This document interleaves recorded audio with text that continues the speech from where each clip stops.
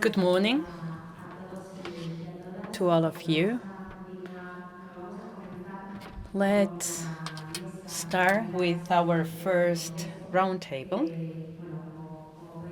And as you could see, we had the opening session, and we're going to have three roundtables. The first one will be devoted to a more general topic. We're going to talk about women and social change throughout the 20th century.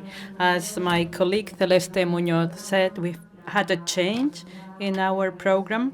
Professor Maria Dolores Ramos Palomo was unable to attend the conference, and we have Sergio Blanco with us.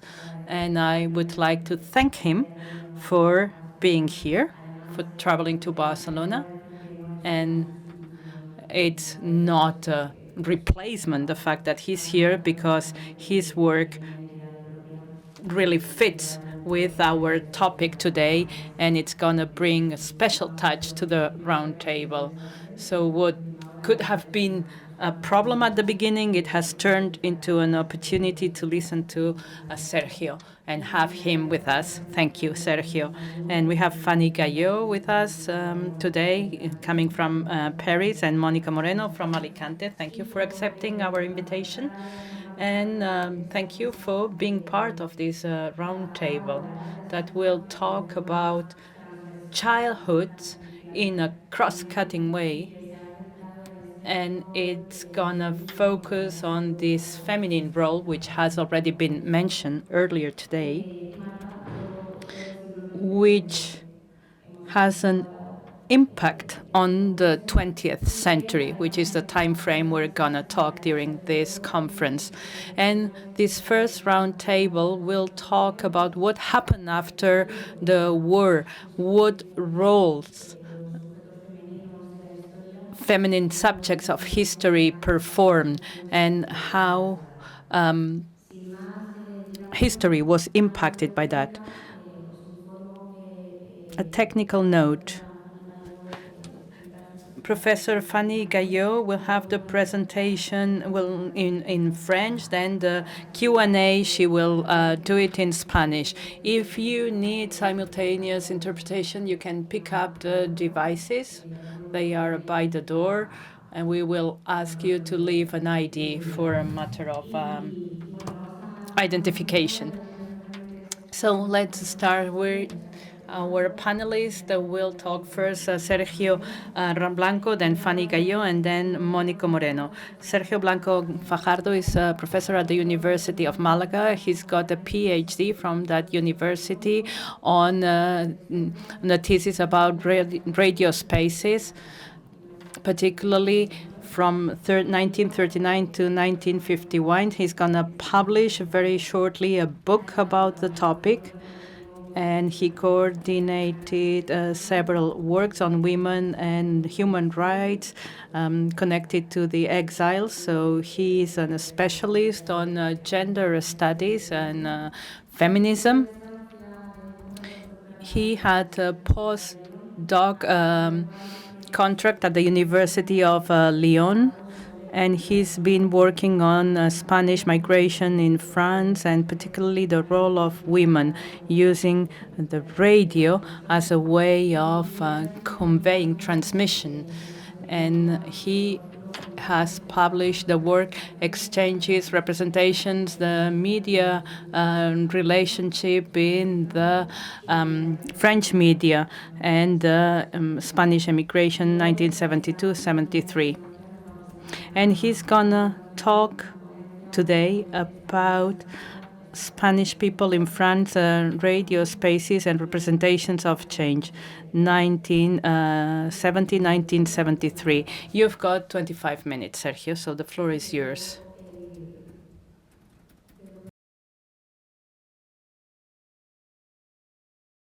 Good morning. I would like to thank Rocío for having invited me.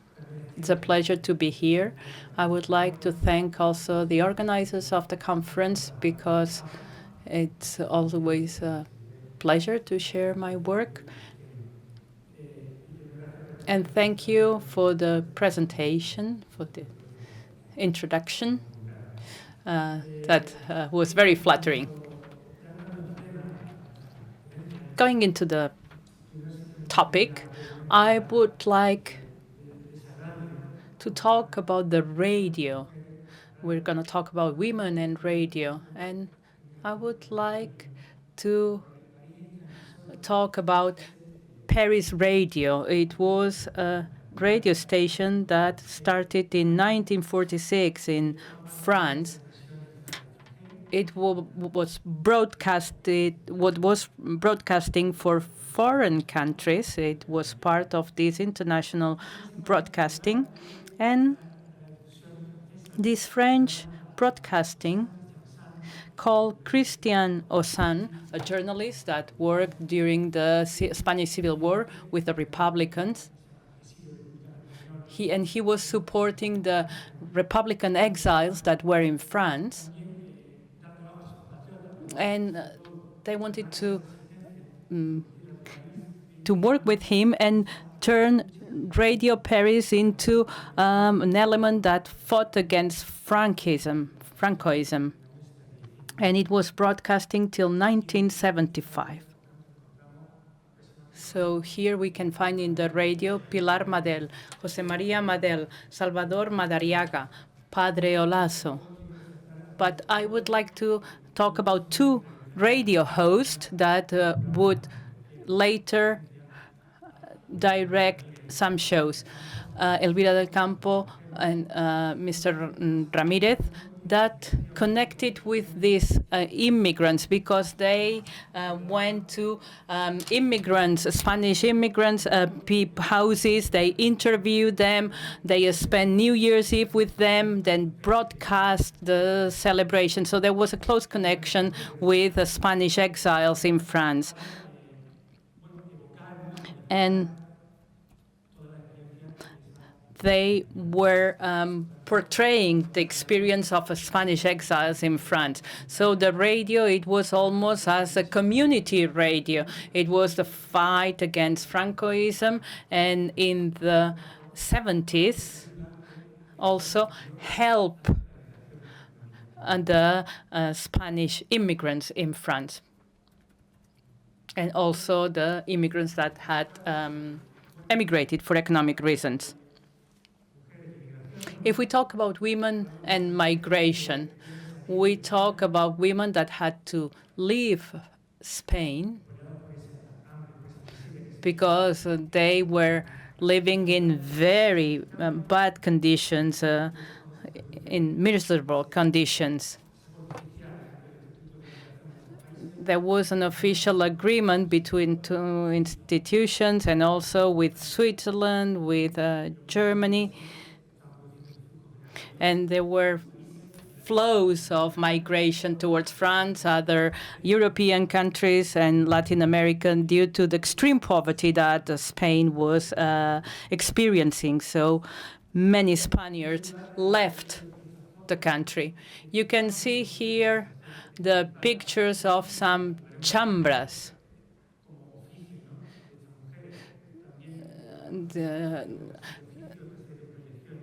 These women that work here in France.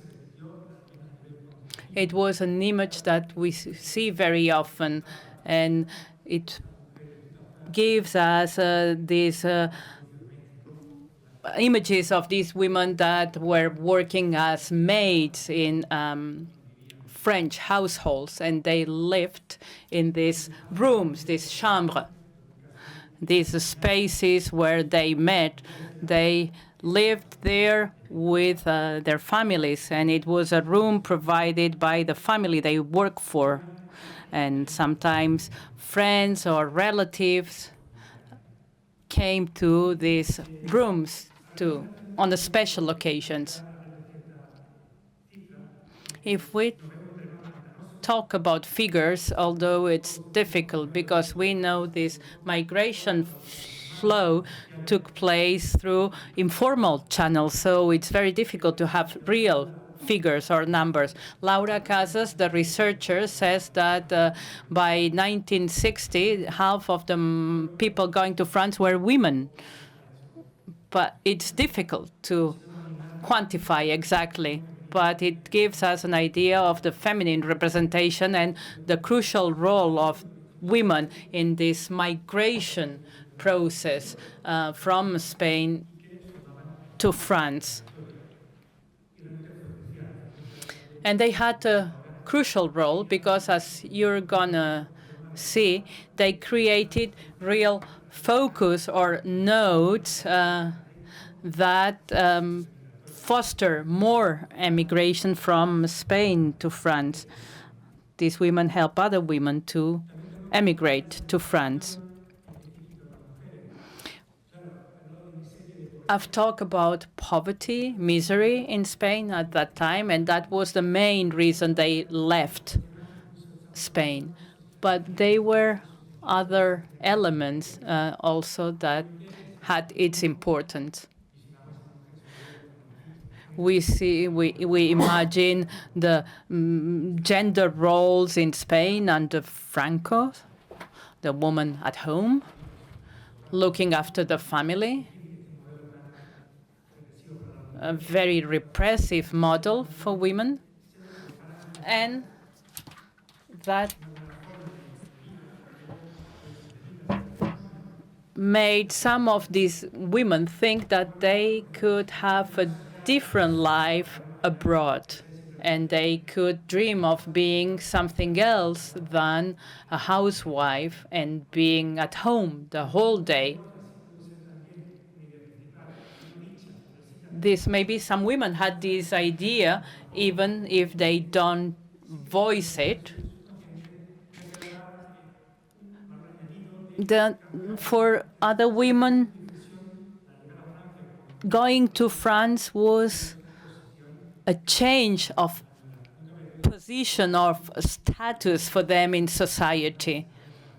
And we can see that in the fact that many Spanish women stayed in France, had a new life, a new family, and maybe they came back to Spain for a visit, but they didn't stay because there was a social pressure, a political situation that did not allow them to have the same life they had in France.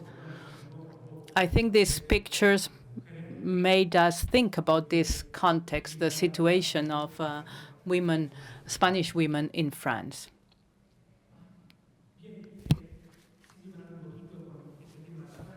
If we talk about radio, immigration, and women, why the radio? The radio was a device that can be seen as something complementary to the migration process in general. However, the radio is a social agent that connected immigrants. And through this radio discourse or narrative, encourage people, immigrants, Spanish immigrants, to get in contact with other immigrants. We have many of the radio shows that talk about the regional house of Valencia and other associations in France. And these radio shows help that maybe some Spanish immigrants that did not know many people could, through the radio, get to know some associations and could get in contact with other people that maybe could help them find other jobs or see if they could find a place to live or share an accommodation or other economic and social strategies to live in France, which was a new territory, a new country for them. When we talk about radio and women and broadcast, well, the radio became a symbolic space for women. And France was a democratic country, so these women saw that there was a freedom, democratic values. In Spain, these women had many constraints provided, for instance, or imposed, for instance, by the church. So in France, these women maybe started writing to these radio shows, shows like Pasando por París,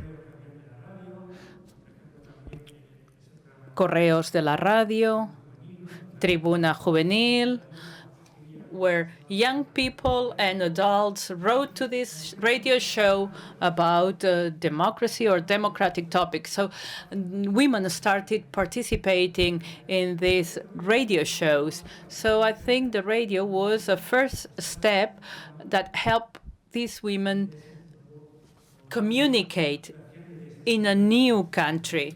And they could write letters from home, and the letters were read during the radio show, and other women that had emigrated could listen to these letters, and little by little these feminine voices were heard more and more, and they moved from the household domain to a more public domain. In a way, they were participating in the public domain by writing these letters and participating in the radio shows. So the radio enhance and help to establish links.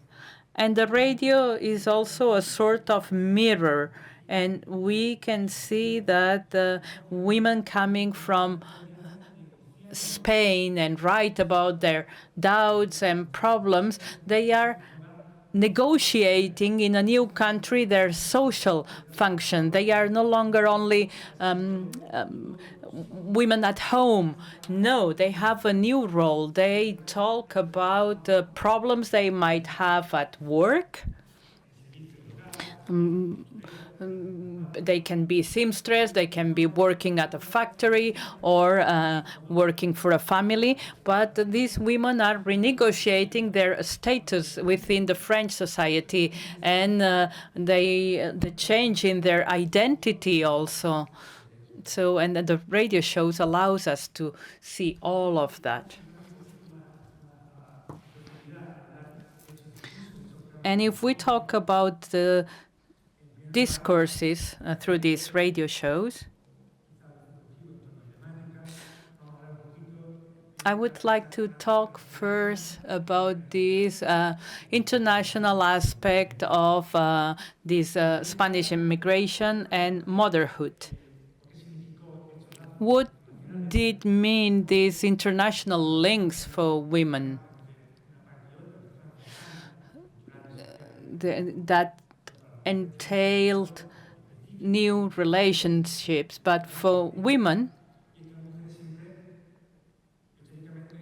and historically, women have created household units, regardless whether they were mothers or not. They had to re-establish these motherhood links, these family links, and keep them alive. So women continue to be carers while in France, even if they were not married. So they continue to perform this role. And we can see that in radio shows.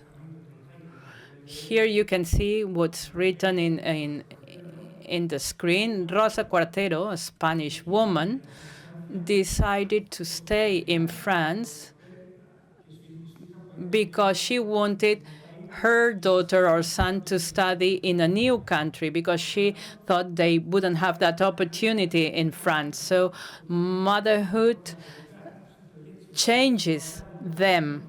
The idea was no longer to save a little bit, to go back to Spain. No, here we can see that thanks to this maternity, women think in a different way. They change the initial idea they had in Spain before emigrating. When they live in France, we see how they change their ideas.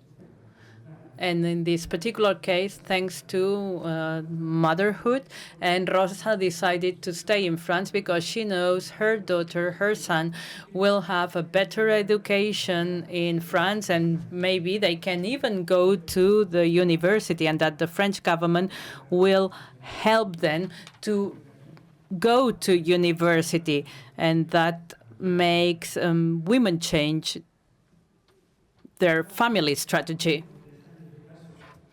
A different case, the case of women who were working as maids for affluent French families. Here, we don't have the name of the woman. We have the name of one of her daughters. It was a woman coming from Valencia, and this woman left the part of the family in Spain and took part of the family with her. That was part of some strategy families use. The woman could travel to Paris and work for a rich family, live in one room, and she could save some money. She did not have to pay to rent a room. She had already the room where she was working. So she took the daughter first, then the son, but left one daughter and the husband in Spain. She said that the husband did not want to leave Spain. The husband wanted to stay in Valencia. So she was the one that decided to go to France, that took the daughter with her and work in France. That tells a lot about the strategy, how women had the initiative to leave, how they break with some patriarchal family strategies. So they are the ones that empower themselves, leave the country. The husband stays in Spain, and in that case, it was the mother and the daughter that were supporting the family.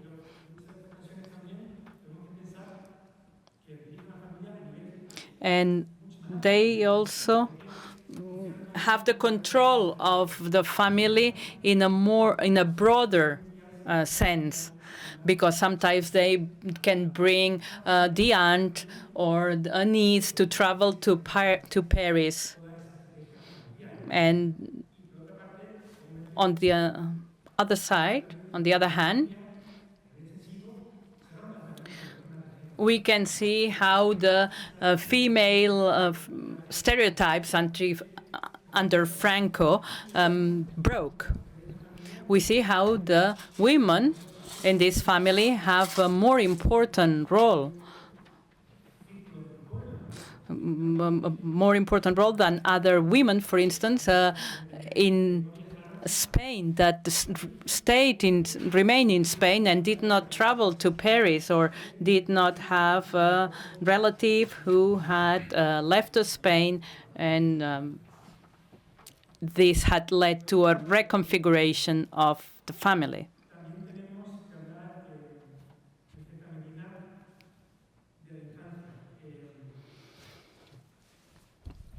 We need to talk about childhood. We see the family that lives in the Alps, but there is a member of the family in Paris.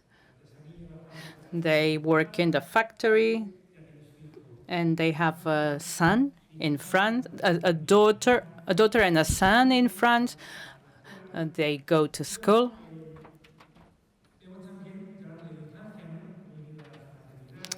And here we see childhood and maternity. We can see their new life in France.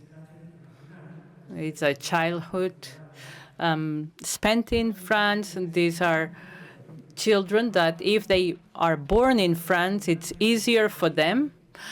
Some other children arrive into France when they are 9, 10 years old, so they have to learn the language, and it's a bit more difficult for them to enter into this French school system. But we see that these children have the hybrid culture.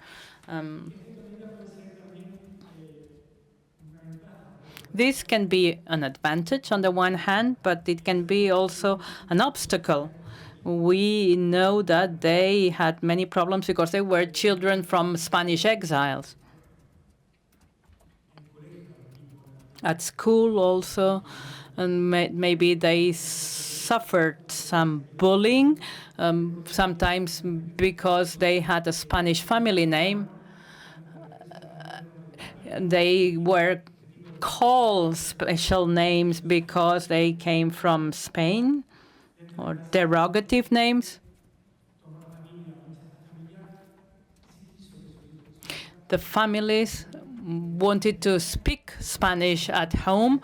So other families decided not to speak Spanish at home. So language and other activities like cooking or watching or listening to radio shows in Spanish created sometimes some identity conflicts, because sometimes denying an identity made that these children had problems when facing with identity, the two identities they were experiencing.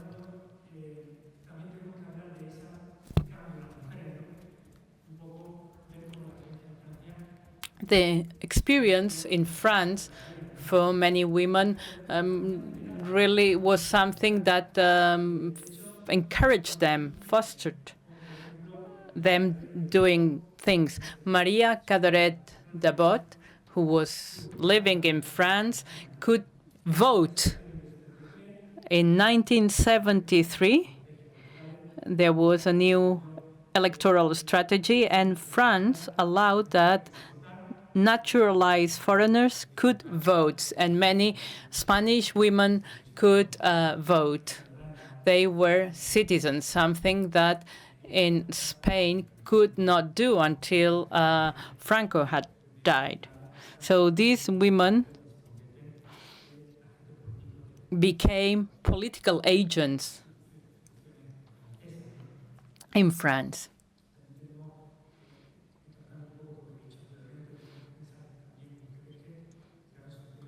Many of these women were unmarried. Maria Mayor Gutierrez became a language teacher in France and progressed professionally. She was the person in charge of a language school. She was a poet, sent his poems to the radio station.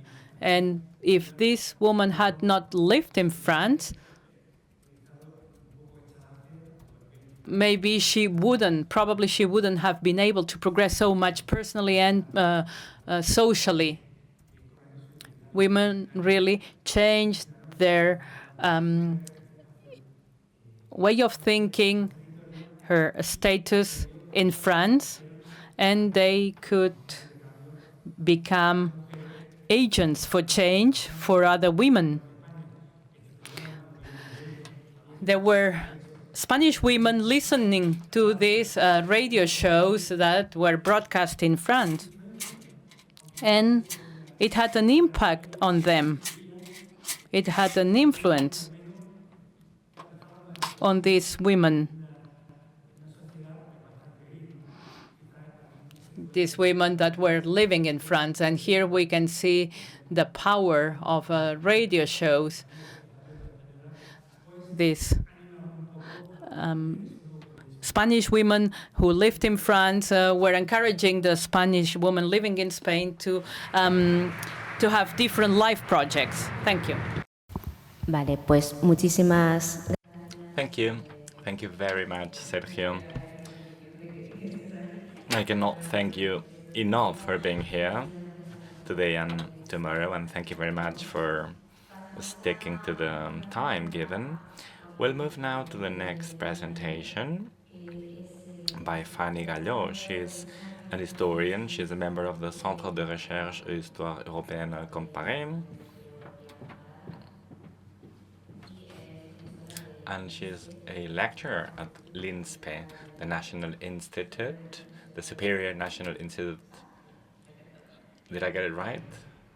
Great. So she works on the topic of history of work from an international perspective, the history of feminism and nationalisms.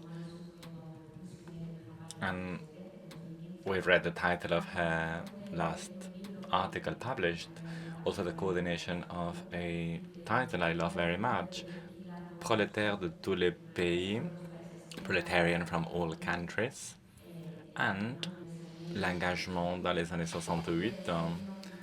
And her last article is entitled, and well, this is the result of her habilitation to lead research, Mobiliser une histoire féministe de constitution populaire, by the Sales Publishing House. Her presentation is entitled Fighting from the Reproductive Work in France from 1948 to Today. Hola todas y todos. Voy a hablar en francés porque... So I'm going to be speaking in French because I do not speak Spanish. Je voulais remercier vraiment les organisatrices et notamment Rocío de me donner la possibilité de présenter mon travail ici.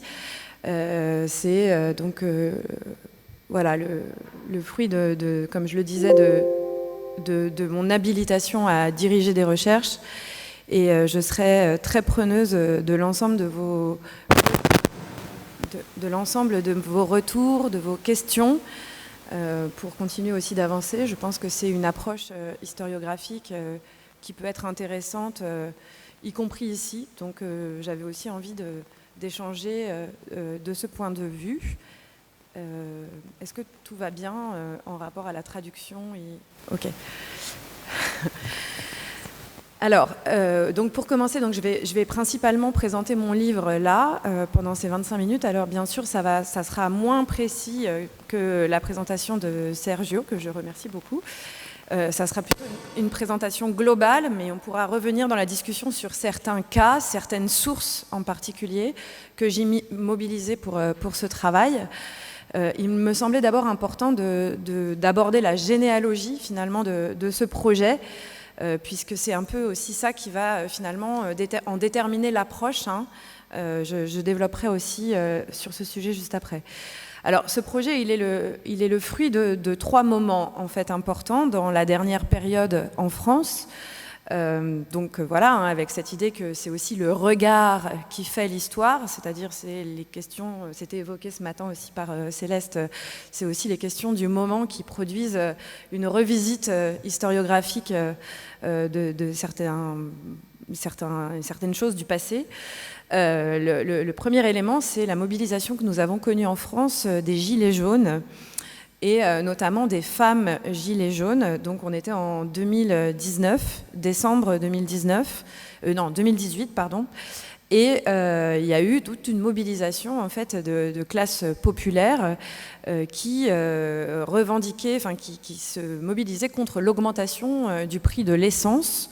Et dans le cadre de cette mobilisation qui s'est organisée autour de ronds-points dans un certain nombre de villes de France, avec aussi une conflictualité très importante et beaucoup de répression, des femmes gilets jaunes se sont mobilisées à part le dimanche. Les gilets jaunes se mobilisaient le samedi, partaient en manifestation à Paris le samedi, et les femmes gilets jaunes, à partir du mois de janvier, se sont mobilisées de leur côté.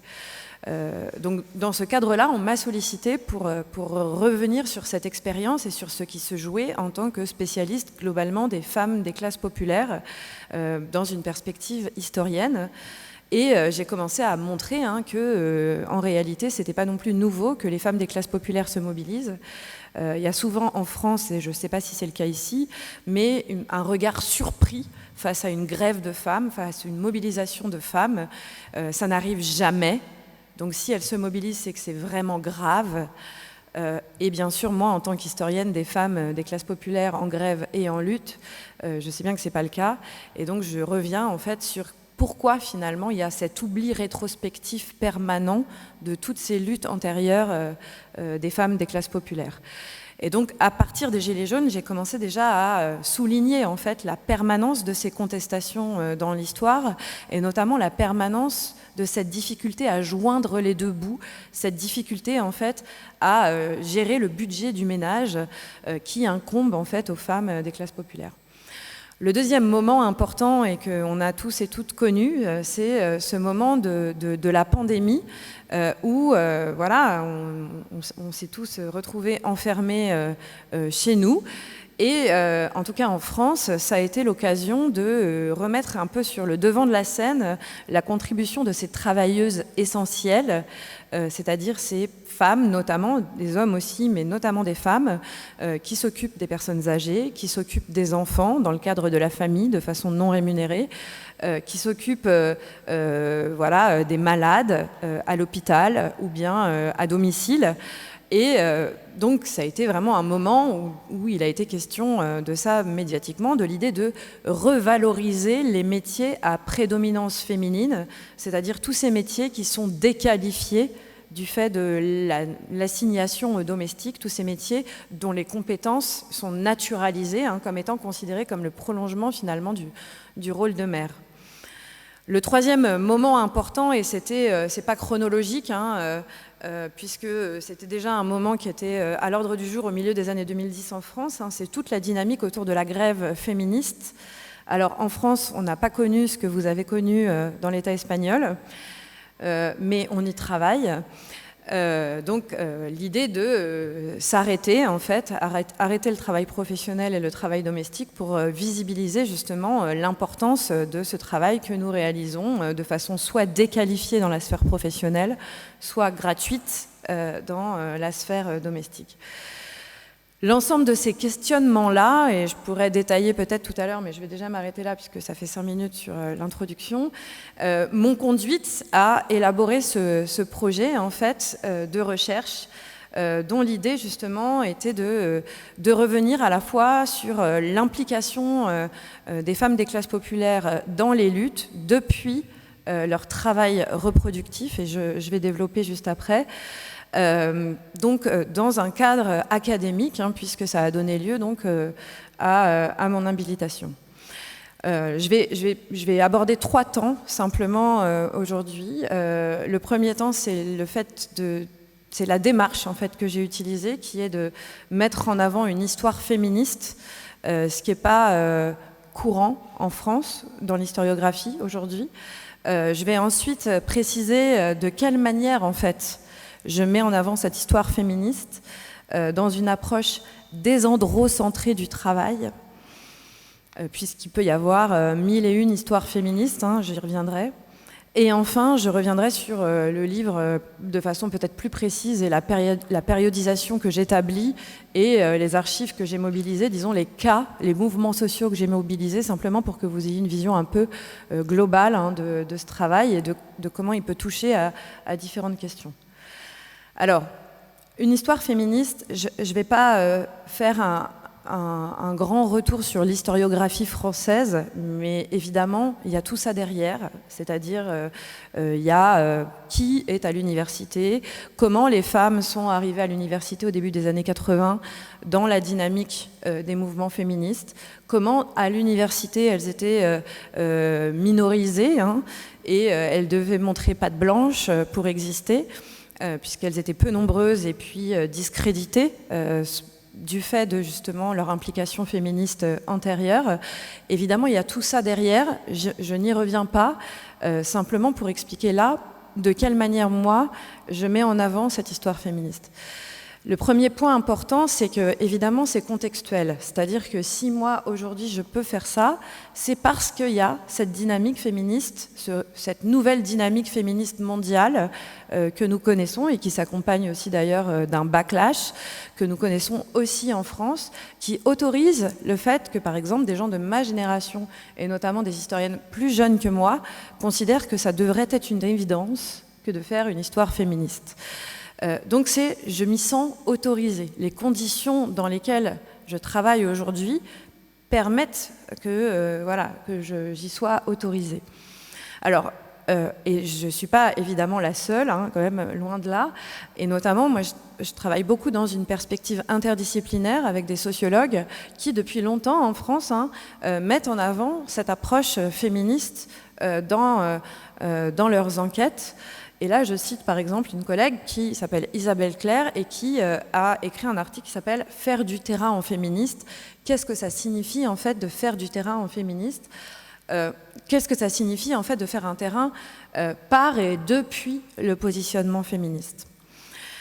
Donc je reprends un peu ces travaux-là, y compris en termes de... Elle explique que c'est une posture par rapport aux enquêtés, que c'est aussi quelquefois l'usage de théorisations qui viennent du mouvement féministe, que l'on met, pour ce qui me concerne en tant qu'historienne, à l'épreuve des sources, comme le faisaient des collègues déjà dans les années 70, dans les années 80.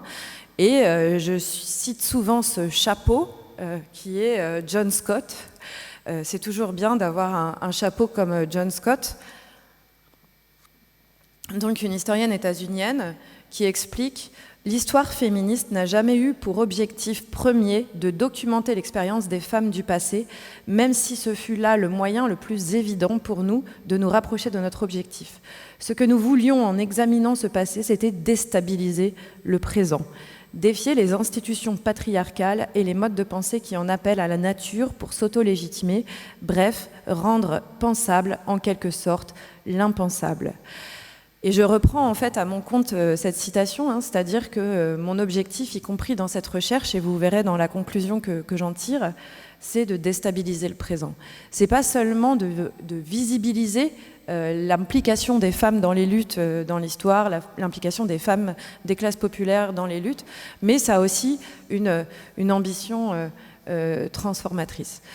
Et bien sûr, j'ajouterais que cet engagement que je déploie, qu'il faut distinguer du militantisme, on pourra y revenir dans la discussion si vous le souhaitez, mais pour moi, une histoire engagée, ça n'a rien à voir avec une histoire militante. Une histoire militante, c'est une histoire prescriptive, normative, qui met en avant des luttes exemplaires pour donner des bons points et des mauvais points aux uns, aux unes et aux autres.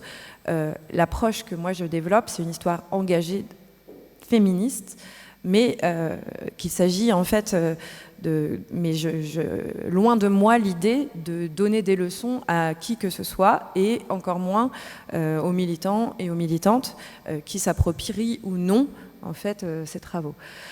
Ça c'était une parenthèse, mais le point sur lequel je voulais vraiment m'arrêter, c'est sur le fait que l'engagement n'empêche pas la rigueur scientifique, au contraire.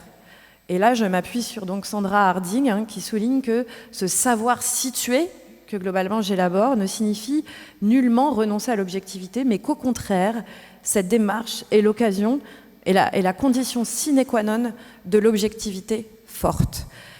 En gros, l'idée, c'est que ne pas visibiliser le regard que moi je porte sur les sources, c'est finalement le cacher. Alors, ça a prédominé pendant très longtemps, c'était ça qu'on considérait comme étant finalement l'objectivité, la dite neutralité, qui, comme on le sait, n'est pas possible, la neutralité. On se dote de méthodologies qui sont propres à nos disciplines, en l'occurrence la mienne, de travailler sur des sources, de confronter les sources, d'établir des périodisations et des questionnements, etc. Mais visibiliser mon regard, c'est pour moi une façon au contraire, de tendre vers davantage d'objectivité que de l'invisibiliser. Invisibiliser mon regard, c'est finalement tromper le lecteur ou la lectrice. Rendre compte de la manière dont je regarde, c'est finalement favoriser cette objectivité forte. Donc c'est pour retourner un peu l'argument qui peut nous être adressé régulièrement sur ces questions. Alors, bien sûr, quelle quelle histoire féministe, hein, puisque moi j'ai cette position située là, je pourrais la décliner davantage si vous le souhaitez, mais il ne s'agit pas de l'histoire féministe, hein, justement. Les regards que l'on déploie peuvent être aussi différents en fonction de là où on se situe, en fonction des rapports sociaux dans lesquels on s'insère, etc. Le regard que moi je développe, c'est justement celui qui va aller travailler sur le travail, hein, ça c'est vraiment ma spécialité, le travail, et le travail dans une approche désandrocentrée.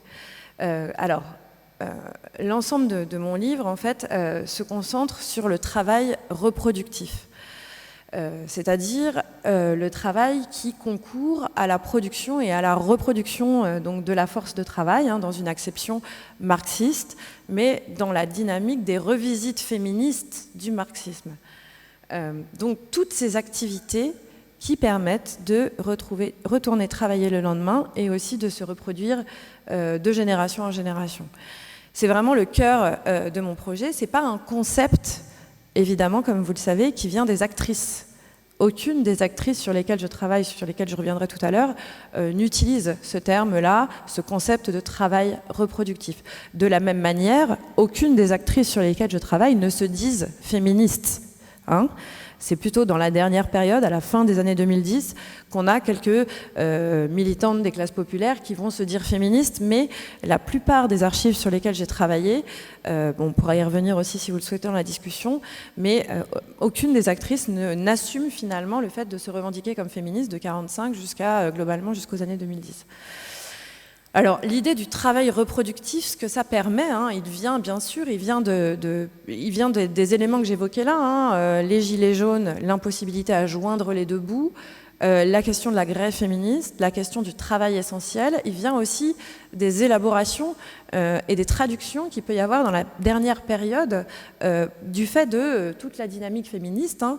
Alors cette élaboration-là, elle est bien plus antérieure, comme vous le savez, puisque c'est des traductions qui peuvent être récentes, mais c'est des élaborations qui viennent finalement des années 70, des années 80, qui ont favorisé une revisite historienne ou sociologique de tout un tas de terrains d'enquête, mais qu'on avait un peu oublié.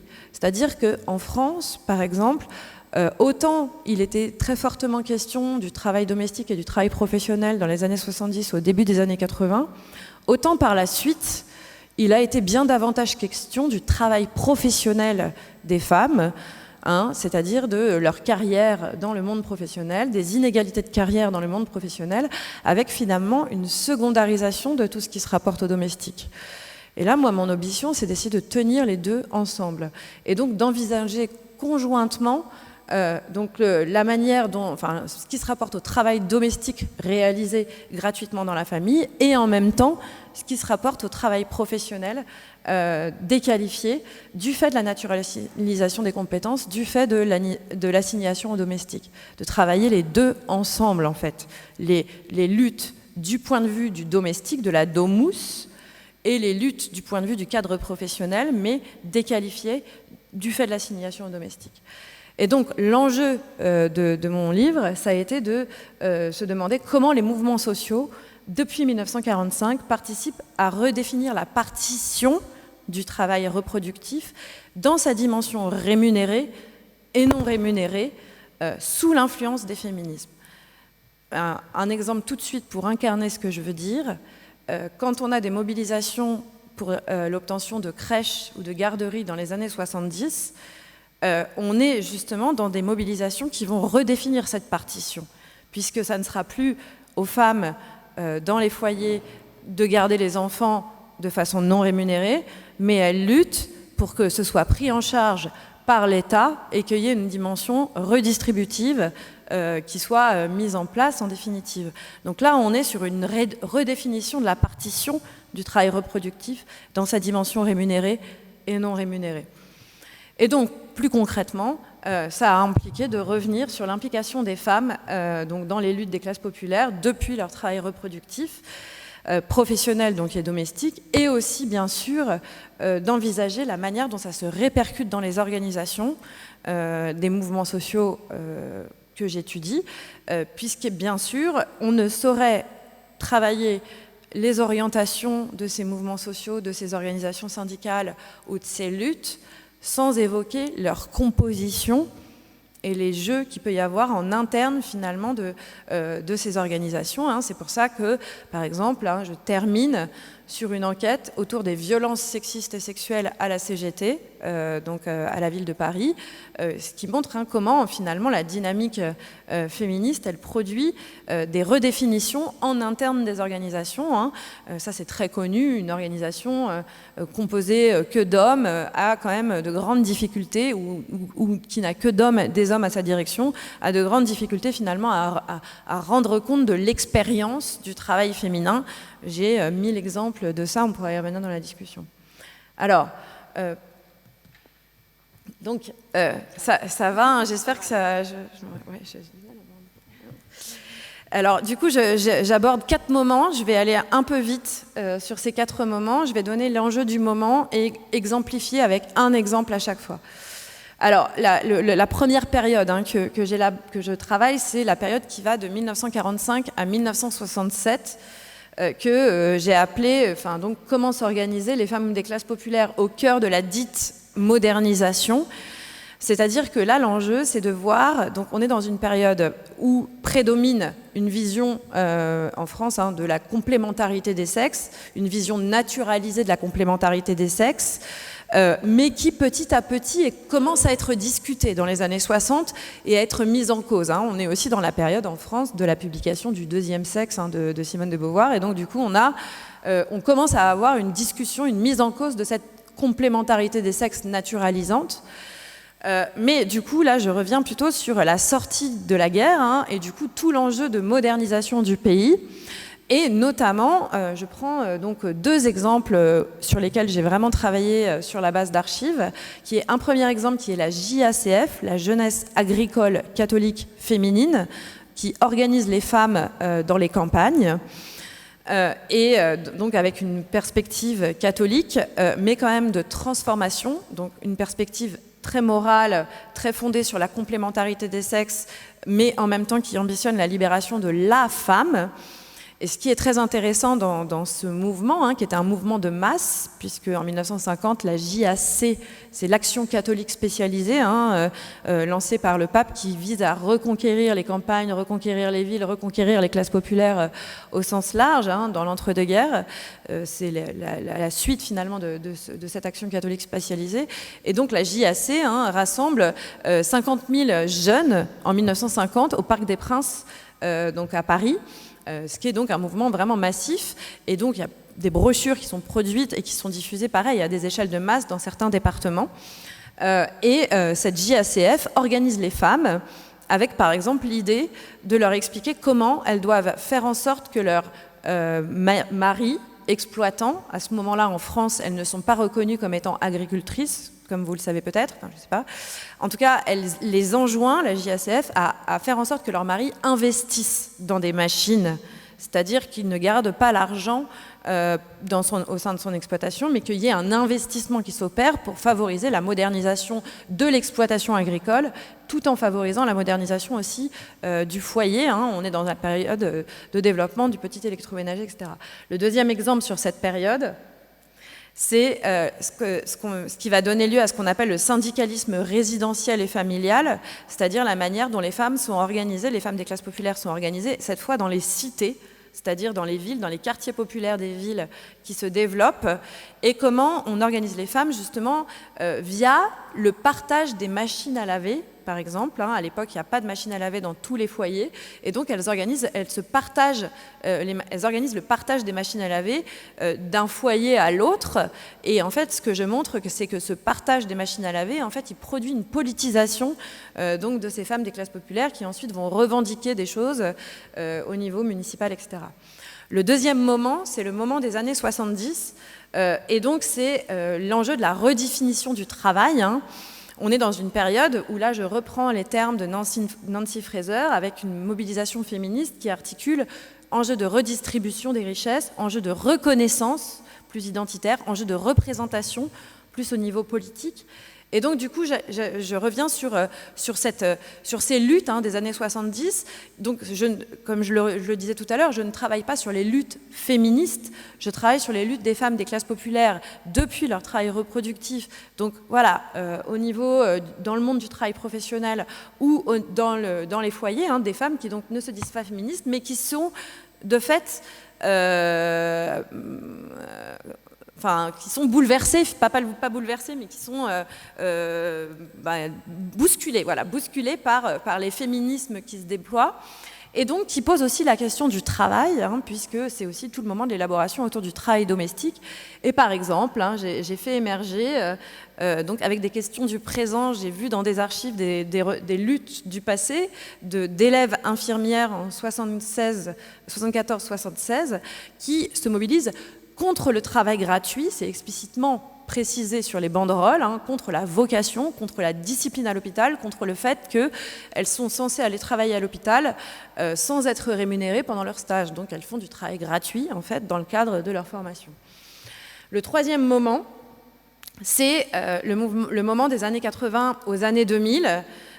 Donc c'est en gros le moment du nouvel esprit du capitalisme, je ne sais pas si ça vous parle, si je dis ça comme ça, mais du néolibéralisme en fait, et de la récupération aussi de la critique. Et là, en fait, je travaille, par exemple, sur une association qui s'appelle les Nanabeurs, qui organise les femmes racisées. Là, c'est anachronique, on ne disait pas ça comme ça à l'époque, mais qui organise les femmes des quartiers populaires qui sont victimes du racisme. Et du coup, je montre comment cette association, en fait, elle sert, donc ce sont des femmes qui ne travaillent pas forcément professionnellement, mais qui du coup vont aller soutenir d'autres femmes donc victimes du racisme dans ces quartiers populaires, avec comme ambition donc de les alphabétiser ou de les soutenir contre les violences faites aux femmes, et en fait de lutter en réalité contre racisme et sexisme d'un point de vue conjoint, mais sur la base finalement de ce travail associatif qui effectue en réalité une sorte de travail d'intégration, c'est-à-dire d'intégration à la société française, c'est-à-dire comment, d'un point de vue matériel, on peut considérer que le travail d'intégration, c'est un travail domestique supplémentaire matériel qui incombe aux personnes racisées dans les quartiers populaires. Et enfin, dans la dernière période, je termine, je reviens sur la nouvelle visibilité donc dans les années 2010, donc là sur des luttes beaucoup plus récentes. Donc j'aborde ce que j'évoquais tout à l'heure, la question des violences sexistes et sexuelles dans les organisations syndicales professionnelles comme la CGT, mais je reviens aussi par exemple sur les mobilisations récentes en tant que mère, pour des mères isolées par exemple qui aujourd'hui sont très attaquées en France comme étant responsables des dites émeutes dans les quartiers populaires, et du coup comment en réalité c'est sur la base aussi de leur travail de mère en réalité que certaines s'organisent dorénavant pour justement aussi lutter contre les violences policières ou justement revendiquer une augmentation d'allocations, où là on est dans des revendications redistributives, c'est-à-dire des revendications en termes d'allocations, sachant que cette question des allocations, du salaire social à la mère, etc., c'est des questions qui sont finalement présentes de façon transversale dans mon travail. Voilà, j'espère que je vous ai donné une petite visibilité de ce que j'ai fait et que ça vous aura intéressé. Voilà.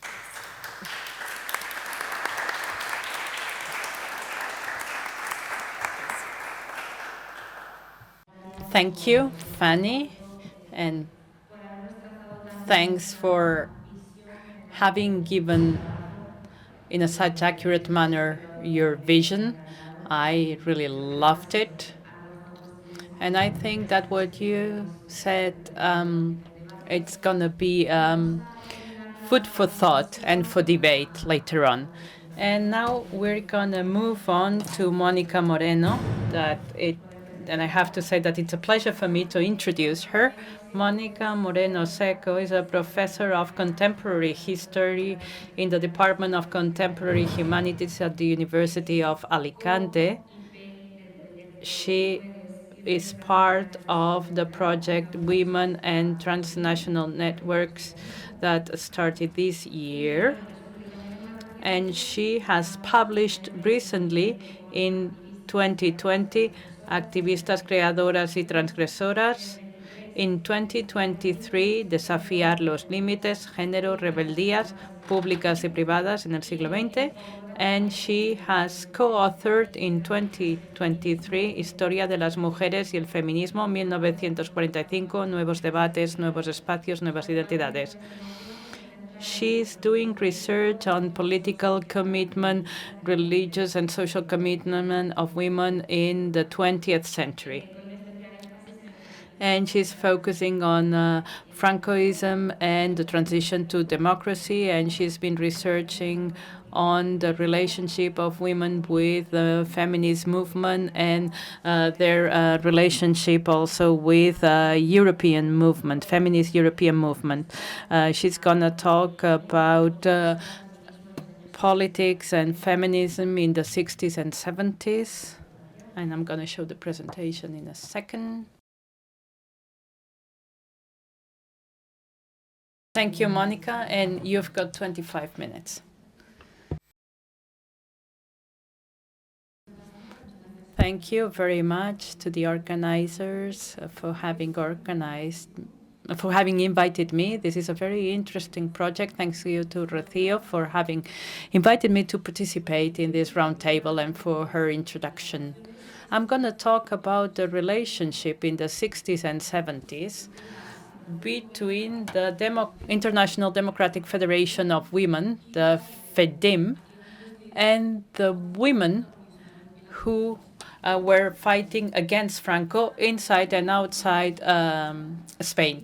The FEDIM is an international organization linked to the communist movement that it's more and more known because there is more research being done on this federation. But traditionally, it was a federation that had not been studied because it was considered that the only feminism that had an impact in the United Nations and other places, it was the Western feminism, but always Western feminism. And thanks to some researches being done, we see that there were other organizations like the FEDIM, this transnational organization that had an impact in the United Nations when it was established the International Women's Day. So women participated in this international federation. And I'm going to talk about this federation that was interested in political struggle in the context of the Cold War and the relationship with Spanish women. Mercedes Yusta and Pilar Domínguez have research about that, particularly in the 40s. So I'm going to talk about this humanitarian work around human rights that these women carried out. Human rights that focus on women's rights and the rights of children, even if I'm not going to delve into children's rights. In a context, as I was saying, of the Cold War, when human rights could be not respected in certain contexts. The FEDIM denounced many activities that Franco committed. However, did not mention what happened in the Soviet Union, where democracy was not present. Other Western organizations, American organizations, criticize a lot what was going on in the Soviet Union, for instance, or did not mention what was going on in South Africa or in Spain. All this during the Cold War. These women were interested by politics and by feminisms.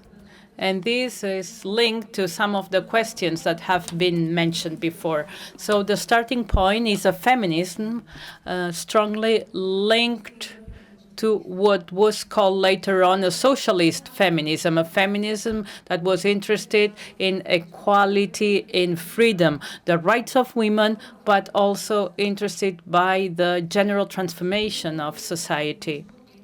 It's a feminism also that focuses a lot on the motherhood attitude of women, or the maternal attitude of women. My research is done with a gender perspective, and using also a transnational approach, because in order to study anti-Francoism, I think it's essential, something that has already been mentioned. I think we can provide a different look of anti-Francoism if we take into account the role of women and also this transnational work done by Spanish and non-Spanish women abroad and in Spain. And they were vindicating the rights for women. So this women's solidarity activism, there is some research being done, and there is a need of introducing a non-Western look or perspective, and Alejandra Dejan insists on that, is this idea of going beyond this conventional interpretation we have about feminism that comes from the years after the war in order to introduce other types of feminism. Childhoods are not passive, whether we talk about a war period or not. And women perform solidarity and human tasks, but they require the agency of people who organize, send, or help, and the agency of people receiving that help. The relationship between women are not ideal, as it's been mentioned too, allow to insist on these mutual benefits or positive points between the local and global. As Justa has said, the International Federation of Women allowed to denounce the Franco dictatorship in international forums and to denounce the situation of women in Spain. But at the same time, the experience of Spanish women gave content to that organization. So there was a very positive exchange between recipients and people giving or providing this content. However, sometimes there were dynamics that could be perceived as dynamics being a little bit paternalistic.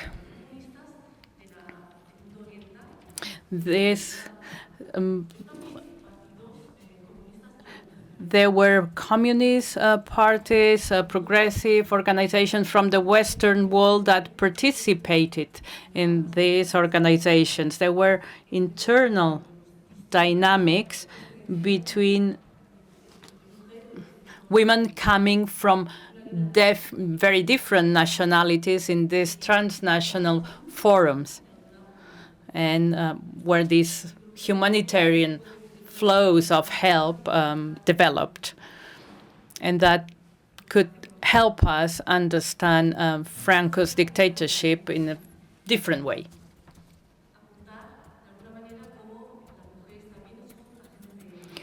Women were also agents for social change, not just from a local perspective, but also from an international perspective through these transnational networks.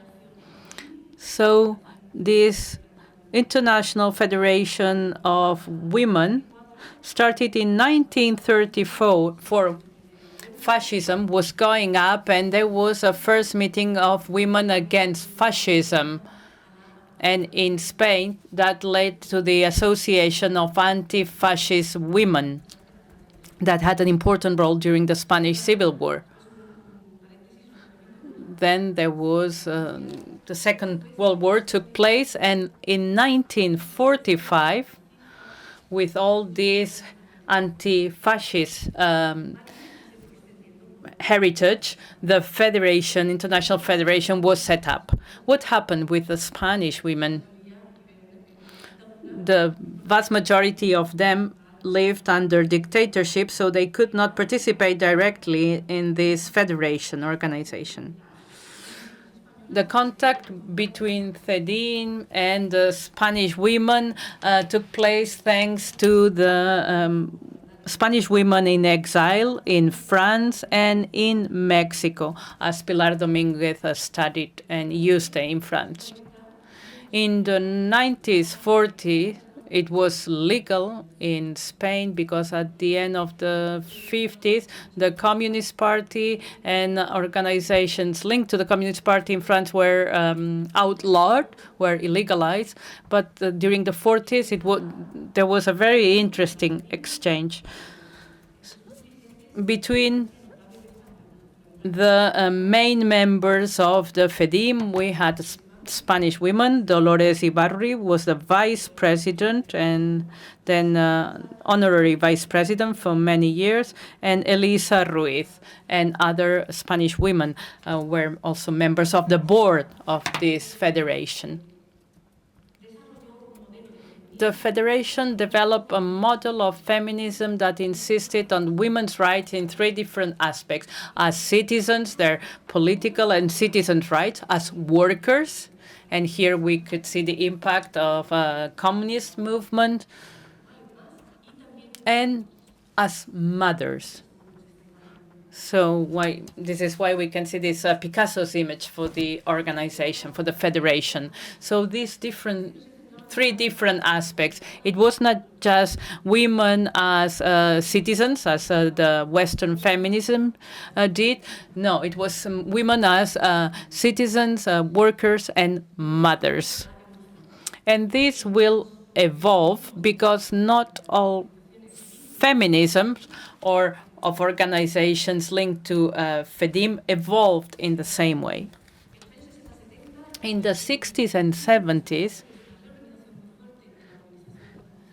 there was a strong movement anti-Franco, and there was also an increase of the repression against these women. And in an international context, the solidarity towards Spain and people living under dictatorship increased. In the 50s, maybe this solidarity had gone down a little bit. This solidarity to happen in this federation focus on two different aspects. And it's a solidarity that came from many associations, trade unions, parties, associations that defended human rights. So in this context of supporting human rights, the International Federation of Women played an important role. There were Spanish women that were part of the board of the federation. So the FEDIM developed two main tasks. The first one is the solidarity with female inmates and their relatives by denouncing the situation in prisons in Spain and the repressive actions carried out by Franco's government. One important case is the detention and killing of Julián Grimau, who was a leader of the Communist Party who had gone back in Spain. He was arrested and executed. It was a case that mobilized thousands of people in the world, and CEDIM supported this transnational mobilization, and it was his wife and widow that she was called Ángela Grimau in France, and she denounced the Franco regime, the killings, and the violation of rights in Spain. The miners in Asturias at the beginning of the 60s started to organize, and there was a case that had international repercussion. It's two women that were the wives of two miners, but they managed to organize other women. They were supporting the miners' strikes, and they were detained, and they had their head shaved. And it was something new in Spain. Anita Sirgo was one of them, and Anita Perez.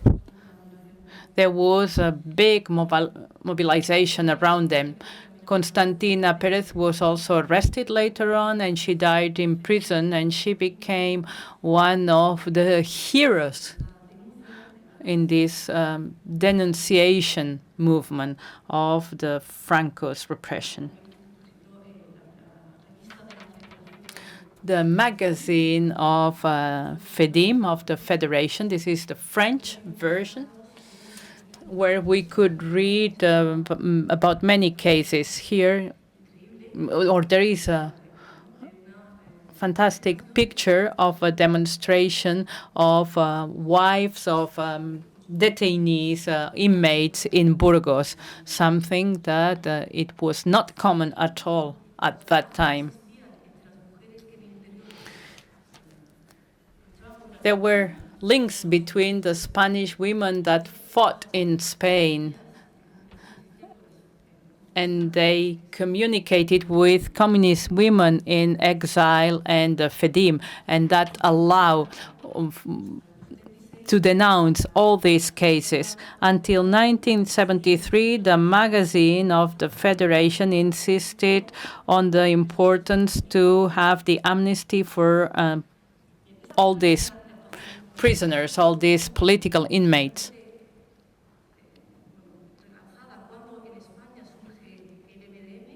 When in Spain we have the Democratic Movement of Women, it was an organization of women linked to the Communist Party, but not only. This movement became wider and wider. Here in this image, we can see this caring task. They were complaining about the lack of infrastructure of kindergartens, and little by little, this movement is turning into a more feminist movement, and it will change its name for a movement of liberation of women's liberation. And in fact, it's the origin of the feminist movement in Spain. It's one of the first movements, feminist movements in Spain. So the support of the FEDIM for the actions of this democratic women's movement was very important. And I could see it thanks to the magazine. We can see how feminism was understood, or how certain women's rights were given more importance than others. And the FEDIM and the women's movement insist more and more on civil rights and political rights of women, and maybe leaving on the side this motherhood rights. Here we can see a special issue for March the 8th. The FEDIM insisted on celebrating International Women's Day. And here we see how they denounce that in Spain, people cannot celebrate March 8th. And the democratic movement continued to work on that. And through articles, women can explain the activities against Franco that they are carrying out in Spain, and linking this with feminism that happens in other spaces. So terms such as women's liberation is used, raising awareness about the fact that women can fight alongside men, so they can find their legitimate position in society. So it's no longer just women who organize against repression or to defend prisoners' rights or looking after their children. Here we can see that women are independent human beings with their own rights.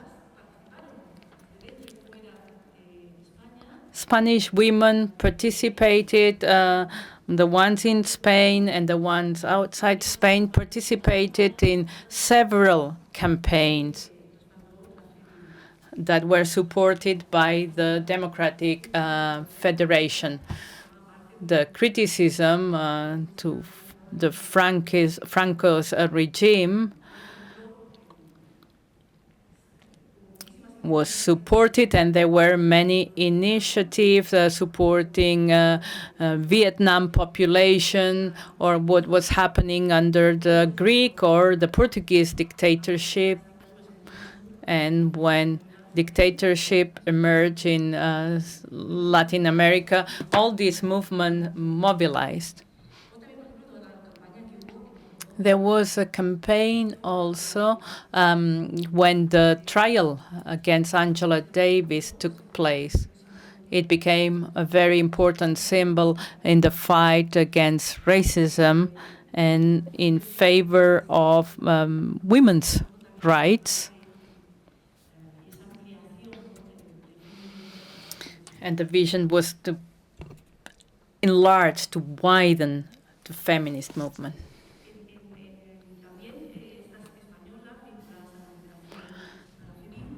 The Spanish women linked to FEDIM were very interested with immigration, and its link connected to what Sergio was mentioning.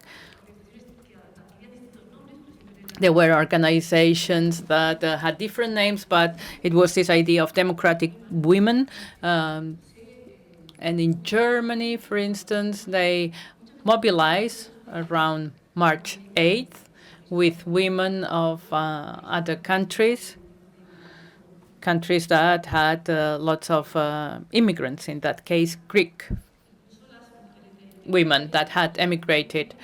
And representative from this women's movement in Spain went to a conference organized in Berlin, that it was an alternative of the big conference celebrated in Mexico that the United Nations had organized.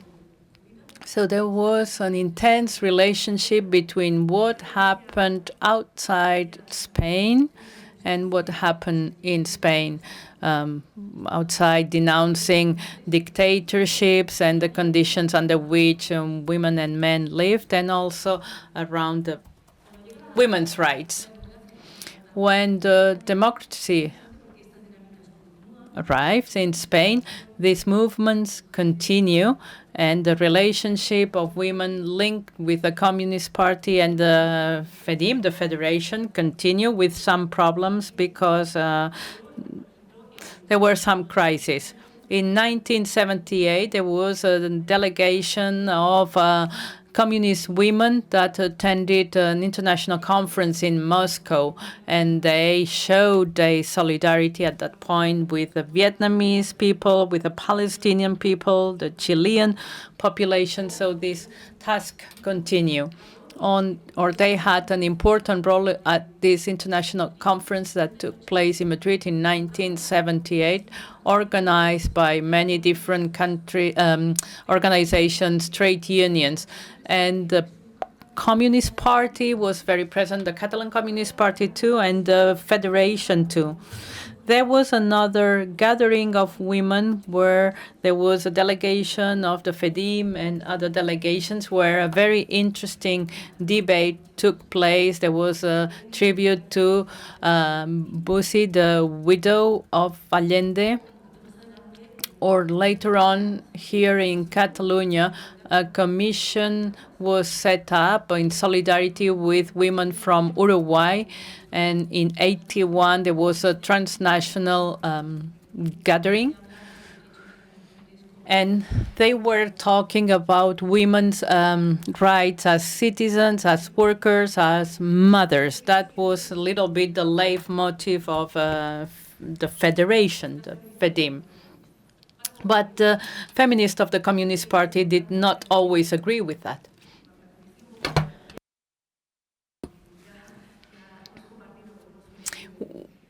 I wanted to show something more, to mention this transnational action carried out by women.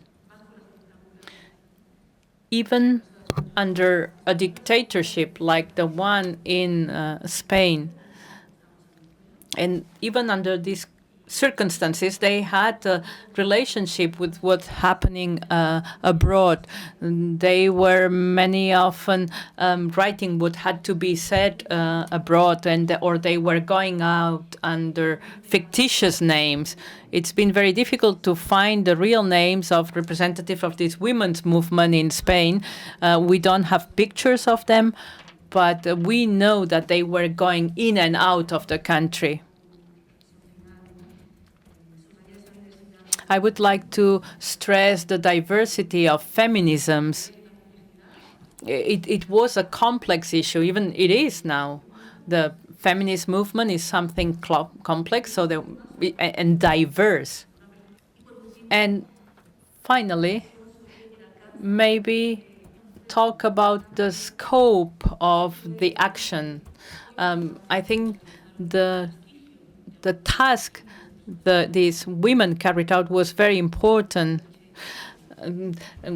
to disqualify the dictatorship in Chile, in South Africa, in Spain. It was very important, the task they carried out. And it was important for the evolution of feminism and for the personal transformation of women that were linked to this transnational network. Thank you.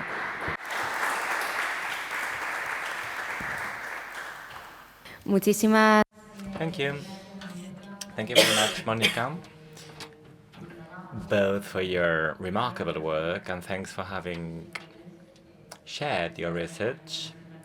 As you know, I am always very inspired by your work, and thanks for sharing another approach on another type of feminism that understood women as subjects that claim their role in diverse and heterogeneous environments or forums. So before we start the Q&A, we have around 20 minutes for the Q&A.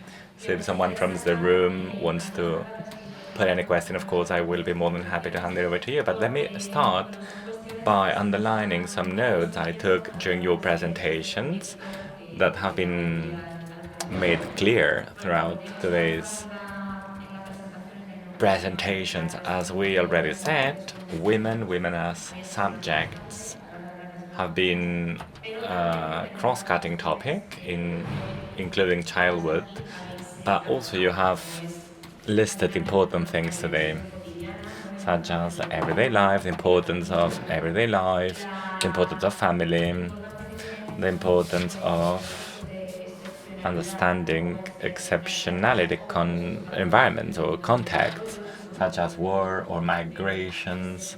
Understanding migration can be an exceptional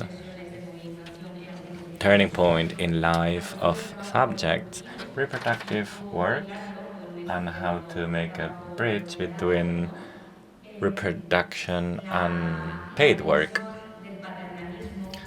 The paternalism, essentialism, the normalization of the so-called feminine skills, the complexity of the concept the woman, the class dimension, the transnational dimension. Racialized women, the colonial element, will be underlining tomorrow. In the third panel, the care economy, or the care at the center. And I do not want to skip John Scott's quote, introduced by Gianni Gallot, on the capacity of all this research to shake the present, to destabilize the present. As we said at the beginning, we need to understand the present to also understand the past and vice versa. So I believe it is interesting to discuss about to what extent research can help destabilize the present, shake the present. So I would like to open now the floor to the audience. Thank you very much for all your presentations. I have a question for Sergio Blanco. Did the Spanish diplomatic delegations intervene also? And if so, what was the intervention, or what was a contribution? Yes, they did. In Madrid, they would issue complaints about certain radio broadcasts or political debates. As it is well known, the Franco regime would sweeten news to lie to the population, and from France, more reliable news were broadcasted about the situation in Spain. And the audience got in touch with Radio Paris for the information to thank them. So the Madrid government would complain to France through the diplomatic body until the moment the North Americans arrived in Spain, little by little. Spain opened up to the rest of the world, and then France had to start listening to Franco and his complaints and the Ministry of Foreign Affairs complaints. So Cristiano Sanz, in fact, faithful to his position, he controlled all forms of criticism against the regime. They wanted to shut down the program, they wanted to manipulate the news, as well as other radio broadcasters who did actually launch sharp critiques against the regime. This is how the new director of the broadcaster tried to mild down their criticisms against the regime. The Ministry of Foreign Affairs would issue complaints systematically at the time. I mean, perhaps there was an interruption to the program and everything would go back on track a while after, until we reached a moment when these programs were banned because Spain was, let's say, a more relevant player in the international scenario, and France, let's say, stopped broadcasting these criticisms. The program was reshuffled and more cultural content was included. And little by little, as time went by, the Spanish diplomatic body critique or complaints against France gained terrain. There is a question from the audience. Fanny Gallot. In fact, I do have two questions, one for you and one for you. Now, when it comes to racism in the radio, many French bourgeois women, for example, there are texts about Conchita and you. Do they raise the topic of racism in the radio, and I had another question for you, which, oh, it is a very large question because it has to do with the idea of declaring oneself feminist or not, because in France, the UFF, the Union of French Women, which is a spin of the UMF, so no one in that organization considered themselves a feminist, and it was a very profound epistemologic discussion. Also, well, as an historian, I can reaffirm that they are feminists without knowing, even if they didn't call it feminism. So, what can we do? What agency should be laid on the table?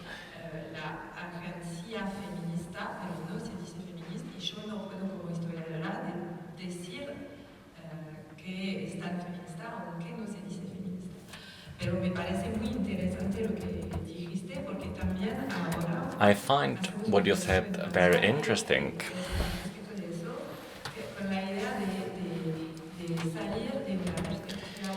In France, we are trying to escape a Western approach on feminism, and would we? I mean, by the end of November, there will be a symposium of not calling myself a feminist. But there are many people who do not call themselves feminists, but they are fighting for women's rights. What do you think about this? I hope it was clear. Sorry. Pues muchas gracias por la Thank you very much for the question. It is indeed a key topic in my research. So within the MMD and within the unionist movement in Spain, there's a very interesting debate. Do we define ourselves as feminists or not? And at the end of the day, they decided to define themselves as feminists. The first generation of women who set up the MMD in 1965, they were more, let's say, attached to the narrative on human rights. They considered feminism to be a bourgeois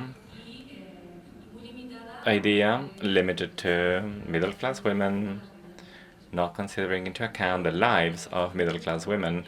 But as time went by and as more academic women started, let's say, joining the movement, and as feminism would consolidate in other forums, they started defining themselves as feminists. And this is how they changed their name, and they include the concept liberation, women's liberation. The WFF and the PC, the Communist Party, evolved in an opposite way. The French organization kept the classical structure, whereas the Spanish and the Italian organizations immersed in Euro-communism went much forward. In fact, in '84 there was a conference about women's condition, and many Spanish women attended the conference. And it was made clear, and in the internal minutes of the leaders of the UFF make it very clear, that the Spaniards and the Italians were much more, let's say, radical, or considered themselves as a feminist. They were very critical about the situation in the so-called socialist countries, because they insisted on the importance of not considering socialism enough to ensure women's rights. So they were extremely critical about the situation in some communist parties, whereas the UFF were more, let's say, traditional, and very interesting tensions arised. Communisms and feminisms are heterogeneous, even in this very tiny world. So regarding what you mentioned before about on whether as historians we can call feminists people who didn't consider themselves to be feminist? Well, my answer would be yes, if we depart from a broad definition of feminism. I like Aristides' definition on the concept. She reads, and I agree with her interpretation, that feminism is the person who aims at broadening women's rights, no matter whether they achieve it or not. Only the fact of having a clear willingness to do so. Of course, there are many strategies, limits in this plural feminism.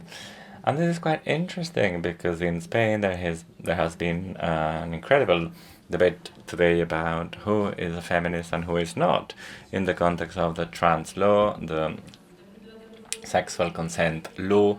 So there has been an important, let's say, debate on who is a feminist, who is not a feminist, etc. So again, this is a very interesting debate today. Thank you. Let me answer to your question. Women wouldn't complain.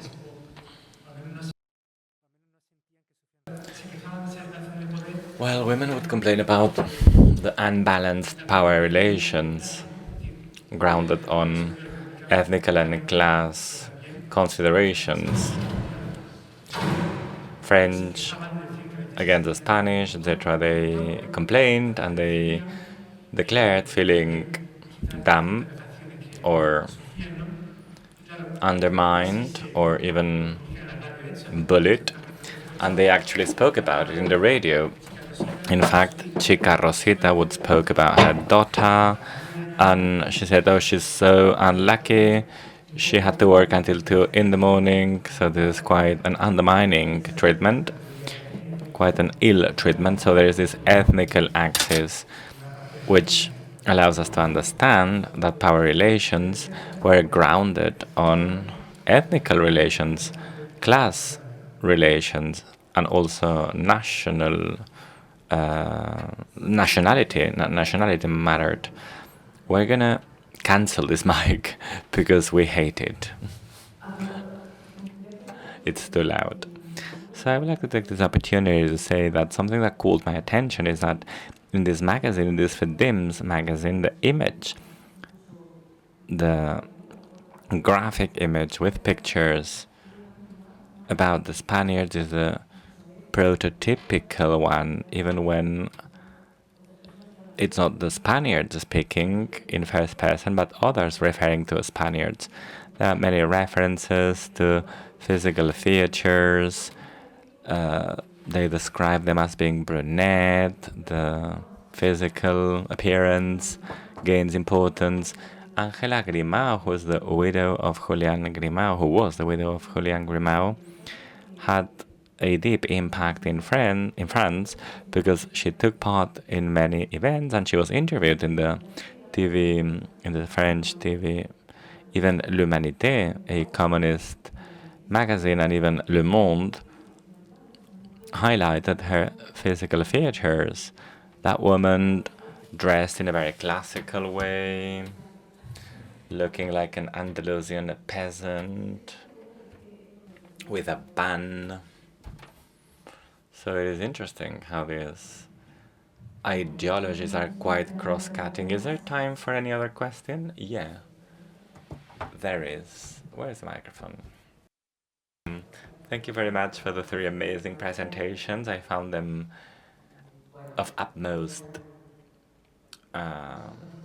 interest.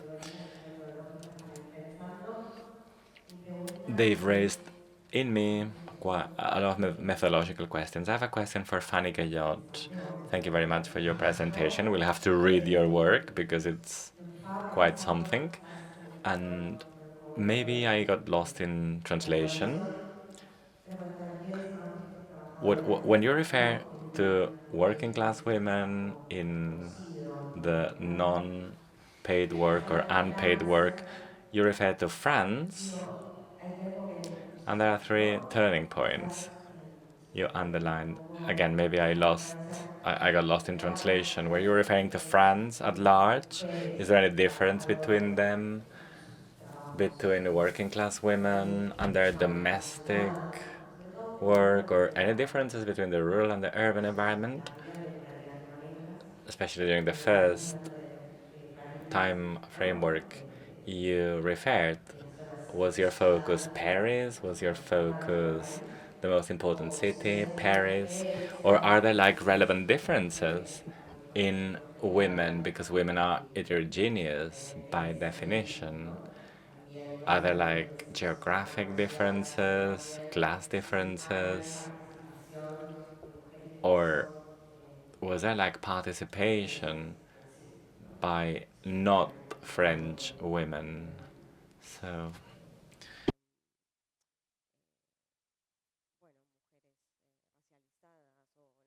in the case of Professor Moreno, she referred to the international participation. So, within these movements, did you consider women from other origins? Sí, y fue In fact, my idea was to.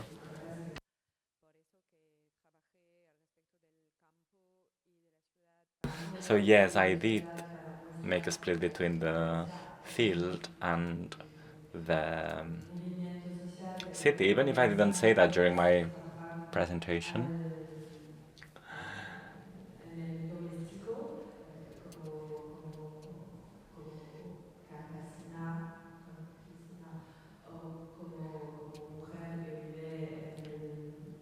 Yeah, in the research I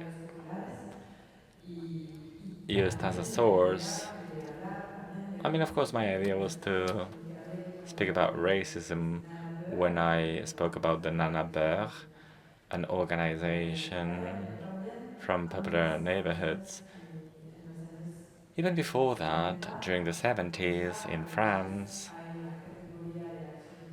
there was a public action category called Women and Migrant, which is an important package. You can speak in French if you want. I think it would be an option. Sorry, it's not easy for me to speak in Spanish. And for example, some women, some working class women from Portugal would join the movement and would struggle with their community, and they, I don't know how to put it in French, how to put it in Spanish, brimat, which is a group of women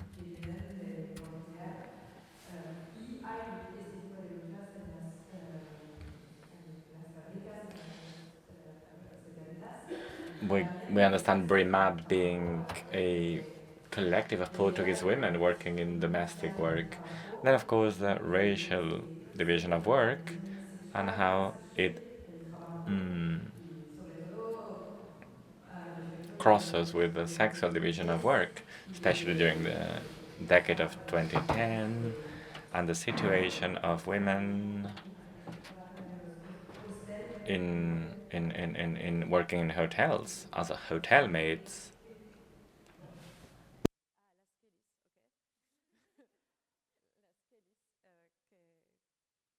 So what in Spanish is known as quelis, so hotel maids, who suffer racism and are very invisible. Now in France, they have joint efforts and they have organized a strike which has lasted for months. Also, I wanted to speak about colonialism and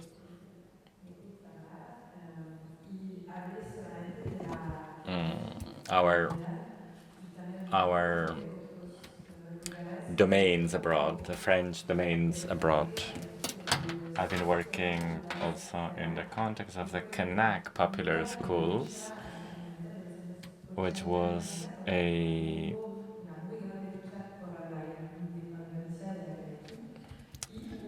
forum for the popular struggles. There were popular schools, Kanak popular schools, that were organized by women. But of course,